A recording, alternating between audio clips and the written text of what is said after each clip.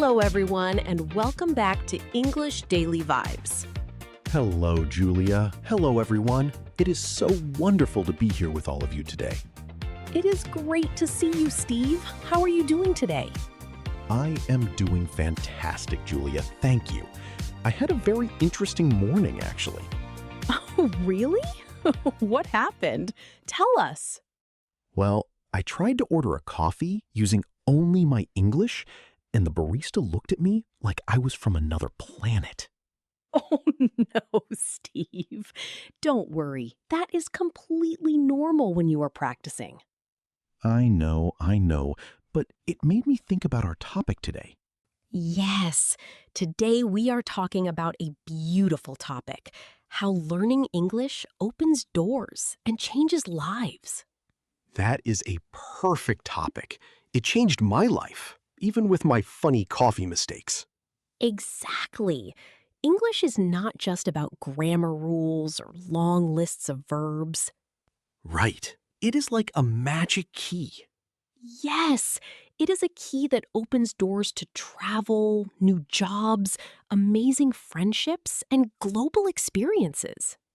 And today, we have a very special secret to share. Oh, yes, I almost forgot. Yes, Julia promised me she would share a golden tip at the very end of this episode. I did. It is a secret trick that helped me speak English with total confidence when I was starting out. Wow, I need that trick. So everyone, make sure to stay with us until the very end to hear it. Yes, definitely. But before we dive into our main story, we have a quick favor to ask. Yes, please. If you love our podcast, please click the subscribe button right now. And don't forget to give this video a big thumbs up. It really helps our channel grow so we can keep making these lessons for you. Thank you so much, guys. Your support is everything to us. It really is. Okay, Julia, I am ready. Let's start. Great. Let's jump right into our story. So, Julia, do you want to hear about my friend Bob? Bob? Yes, tell me about Bob. Who is he? Bob is a very funny guy. He lives in a small town, just like me. Oh, nice. Does he speak English? Well, he did not speak English at all. Not even a single word. Really? That must have made things interesting for him. Yes. He worked at a small bakery in his town. He was a baker. A baker! I love bread. Did he make good bread? The best bread. But he wanted more. He wanted to see the world. That is a very common dream. Did he want to travel? Yes. He wanted to move to London to work in a famous high-end hotel. Wow, London. That is a big step for someone who does not speak English. Exactly. But Bob was brave. He started studying English every single night. Good for him. Consistency is key. How did he practice? He watched movies, listened to music, and practiced talking to his dog. Hey, dogs are excellent listeners. They never correct your grammar. That is true. Max never corrects me either.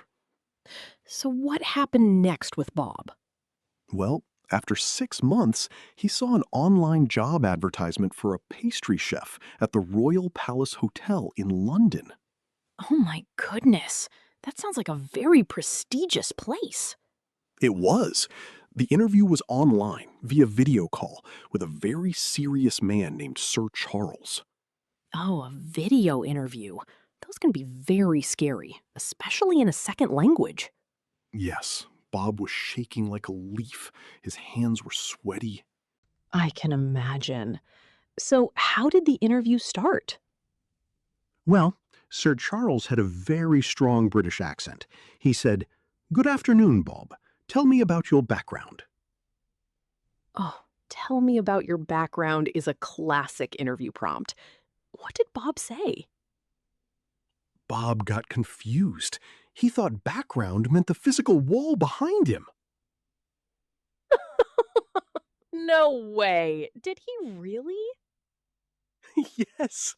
He looked at the wall and said, "Oh, my background is blue. It is a very nice paint." Oh, poor Bob. What did Sir Charles do? Sir Charles stared at the camera for a long time. He did not smile. Oh dear, that sounds so awkward. How did Bob fix it? Well, Bob realized his mistake quickly. He laughed and said, "Sorry, Sir Charles. I meant my professional background. I love baking bread." Ah, brilliant recovery. It is always good to laugh at your mistakes. Yes, Sir Charles actually smiled a little bit after that. That is a relief. What else did they talk about? Sir Charles asked him, "Why do you want to work in London?" That is another important question. How did Bob answer? Bob wanted to say that he wanted to expand his horizons. That is a beautiful expression. Did he say it correctly? Not exactly.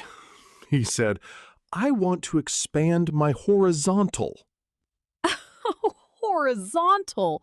That is hilarious, Steve. I know. Sir Charles looked very confused again. But Bob did not give up, right? No, he did not. He explained that he wanted to learn new cultures and meet new people. That is the spirit. Passion is often more important than perfect grammar. Exactly. Bob was very passionate about his baking. Did Sir Charles ask him about his skills? Yes, he asked, "What is your specialty, Bob?" And what did Bob say? Bob wanted to say, "I am great at making croissants," but he said, "I am a crocodile chef." A crocodile chef? Oh my, that is a very dangerous job. Yes, Sir Charles laughed out loud. He said, "We do not serve crocodiles at our hotel, Bob." That is amazing. It seems Bob's mistakes actually made the interview very fun. Yes, it broke the ice. They started laughing together. That is so true.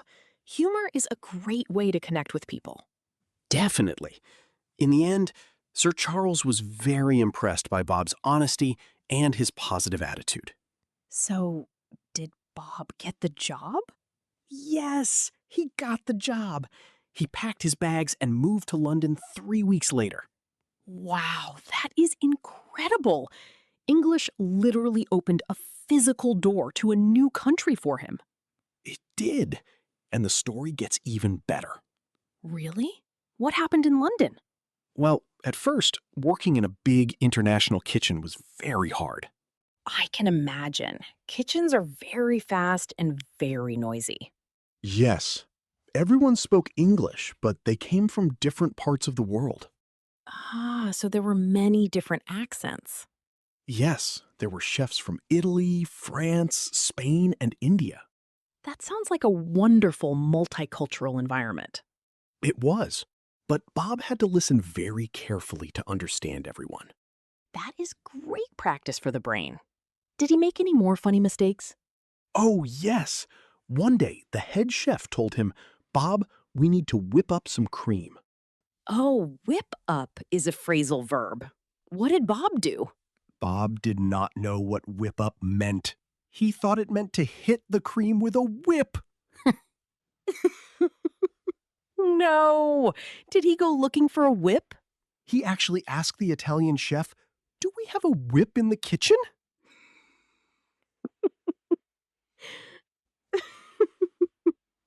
That is too funny. What did the Italian chef say? The Italian chef laughed and said, "No, Bob, it just means to mix the cream very fast." Ah, yes, to whip cream. It is a baking term. Yes, Bob learned a lot of new vocabulary every day on the job. That is the best way to learn. Real life experience. Exactly. And because he spoke English, he became close friends with the other chefs. That is beautiful. English became a bridge for them. Yes, they started cooking together after work, sharing recipes from their home countries. Wow. So Bob learned how to make Italian pasta and French pastries? Yes, he even learned how to make spicy Indian curry. That is amazing. His world became so much bigger. It really did. He told me that without English, he would still be in his small town, cooking the same bread every day. And now he is an international pastry chef in London. Yes, he even met his girlfriend there. She is from Japan. Oh, wow, that is so romantic. Do they speak English to each other? Yes, English is their only common language. That is beautiful. English opened the door to love for him, too. Exactly. It is a crazy story, but it is 100% true. I love that story, Steve. It shows that you don't need to be perfect to succeed. Yes, you just need to try, be friendly, and not be afraid of making mistakes. Exactly. Mistakes are just proof that you are trying. Well said, Julia. I completely agree. Okay, everyone. Now let's step out of the story for a moment. Yes, let's look at some of the interesting words and expressions we used. First, Steve, you used a very common expression in the beginning.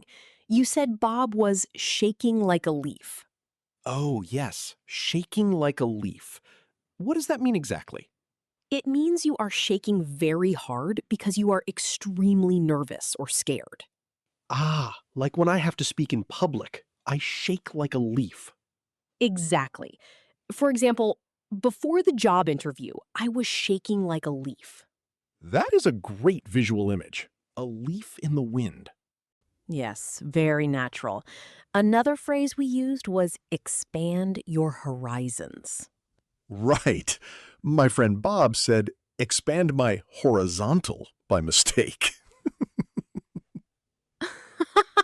Yes, which was very funny. But expand your horizons means to experience new things, gain more knowledge, or see more of the world. I love that. For example, learning a new language helps you expand your horizons. Perfect example, Steve. It is a great phrase to use in interviews. What about break the ice? We said Bob's mistakes helped break the ice. Yes. To break the ice means to make a tense or awkward situation feel more relaxed and friendly. Oh, I see. Like when you meet someone new, you can tell a joke to break the ice? Yes, exactly. For example, a warm smile is the best way to break the ice. That is so true. What about whip up? That was the baking term. Whip up is a phrasal verb. In cooking, it means to beat cream or eggs quickly. But in daily life, it also means to make food very quickly. Really? Can you give an example? Sure, I am hungry. Let me whip up a quick sandwich. Oh, nice. I can whip up some pasta tonight. Exactly. It means making it fast and without much effort. And finally, we talked about English being a bridge. Yes. A bridge connects two different places. In this context, English connects people from different cultures. English is a bridge that connects the world. I love that sentence. Me too. It is a beautiful way to think about language learning. Now, we have a very exciting challenge for our listeners today. Yes, we want to hear from you. We want this to be a real conversation. So here is your challenge for today. We want you to go down to the comments section below and tell us, how is learning English opening doors for you? Yes. Are you learning English for a new job, for travel, to make new friends? Write just one or two simple sentences in English. We promise to read them. And we also have a secret word for this episode. Oh, yes. If you watched the video all the way to this point, you are amazing. To show us you are a dedicated student, write the secret word in your comment. Today's secret word is opportunity. OPPORTUNITY. Opportunity. Write that word in the comments so we know you are part of our special study group. It is a big word, but it is a beautiful word. It really is. And if you haven't liked the video yet, please do it now. Yes, and subscribe so you never miss a lesson with us. We love seeing our community grow every day. Okay, Julia, the moment is finally here. Yes, it is. You promised to share your golden tip for building fast confidence in English. I did. And this tip is very simple, but it completely changed my fluency journey. Tell us, what is it? It is called shadowing. Shadowing? Like a shadow that follows you in the sun? Exactly. To shadow means to repeat what you hear immediately after you hear it. Oh, so when you listen to our podcast, you listen to a sentence and then you say it out loud exactly like we did. Yes, you try to copy the pronunciation, the rhythm, and the emotion of the speaker. Wow, that is a great technique. You don't have to think about grammar, you just practice speaking naturally. Exactly. It trains your mouth and brain to get comfortable with the physical sounds of English. I love that. You can do it with this very podcast. Just pause and repeat after us. Yes, do it for just 5 minutes every day and your confidence will skyrocket. That is a true golden tip, Julia. Thank you so much for sharing it. You are very welcome, Steve. I hope it helps all our listeners too. Well, I think our time is up for today. Yes, time flies when we are having fun. It really does. Thank you all so much for listening to English Daily Vibes today. Keep practicing, don't be afraid of mistakes, and remember that English is your key to the world. See you in our next episode. Goodbye, everyone. Bye-bye.